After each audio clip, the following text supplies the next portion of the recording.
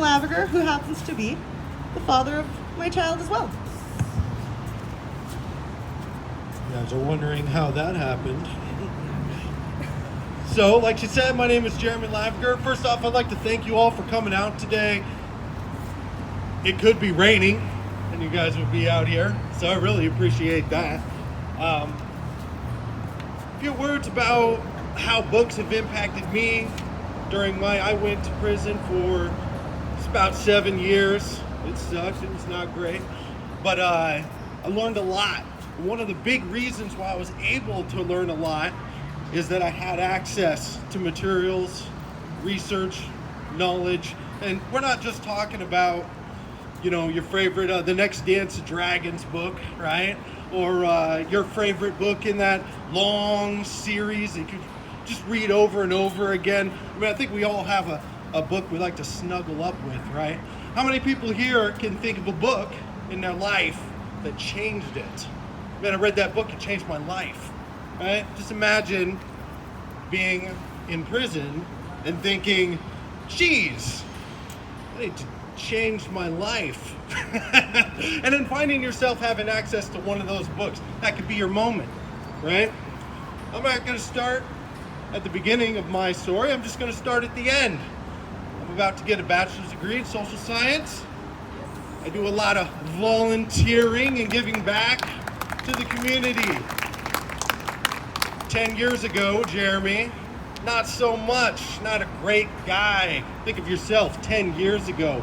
Probably a little bit of a knucklehead. Maybe you could think of a thing or two you'd like to teleport back and let your old self know that your new self learned. Well, books were able to get me there. One of the big reasons this happened is because when I was in Washington State Penitentiary, first off, the library there is really, really interesting. It's about from this gentleman here over to about there. It's a long shelf, about 4 high, and somebody it looks like they took a hose that sprays books and just kind of like sprayed books into all those shelves, right? And they're just torn up books from God knows where. Actually, it's from these people, and it's amazing. The inmates go down there themselves, and we put it in order, alphabetical, and then someone else comes by and puts it in order based on genre and that kind of stuff. And it's sort of a ever-changing, it's a cool bike, ever-changing order of books, right? But we just get so much out of that. There's guys in there for assault and battery. Well, then we have access to books for about controlling your anger, right? There's people in there that have children, maybe that they've never seen before. Toddlers, they're gonna be grown when they get out. How do they bridge that gap? Well, there's books on parenting that you can read. I knew a guy, he couldn't read at all. But those George R.R. Martin books that everyone was talking about, he really wanted to get in on that. He spent years trying to get himself up to the level that he could read a book like that. This is kind of complicated. Some of those words I can't pronounce. Some of those names are pretty ridiculous. But he was able to do that because of access to these kinds of materials, right? That interlibrary loan program, that's wonderful. But it's only a couple books at a time. And believe you me, when you got nothing but time, you can jam through a book pretty quick. One of the cool things about one of the books I came across, first one, two that changed my life, was a book on sociology. It taught me about different perspectives. That there were people living just up the street from me with completely different lives.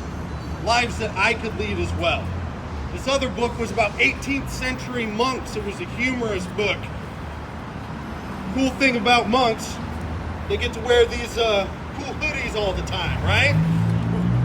They also live in places called cloisters. And the origination of that word, cloister, means secluded study, right? And it changed the way I thought about my prison time, from being a punishment laid upon me by society for something horrible that I had done, and turned it into something that I could utilize. Secluded study. And I did that.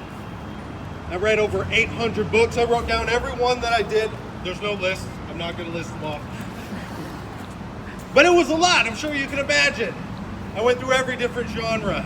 And I taught myself math. I could barely, long division? I can't do long division. But I was able to teach myself. Got myself up from a grade school level. Well, calculus is still really hard, but I can get by if I need to. Prison creates a consistency of environment, okay?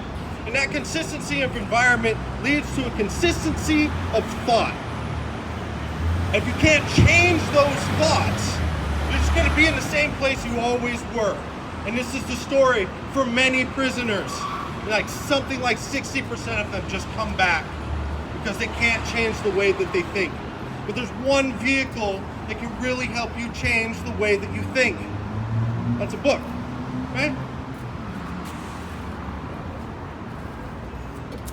New books can provide new information. It's like the ultimate technological disruptor, right? It's a personal disruptor. It can make you believe things you've never believed before. Some people find religion, and these guys will provide you with a Bible, any sort of Bible that you would prefer. And there's a lot of Christian organizations that help people that are in prison, and that's awesome and that's great. But there are some religions that don't get as well represented. And it's organizations like this that close that gap.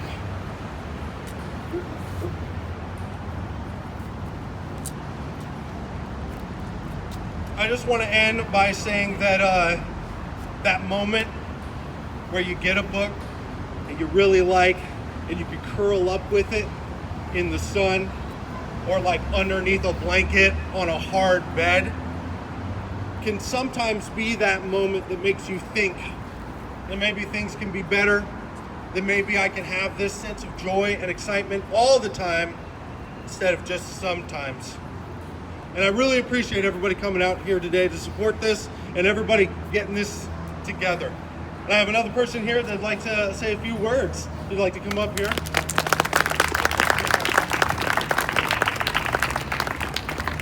Thank you.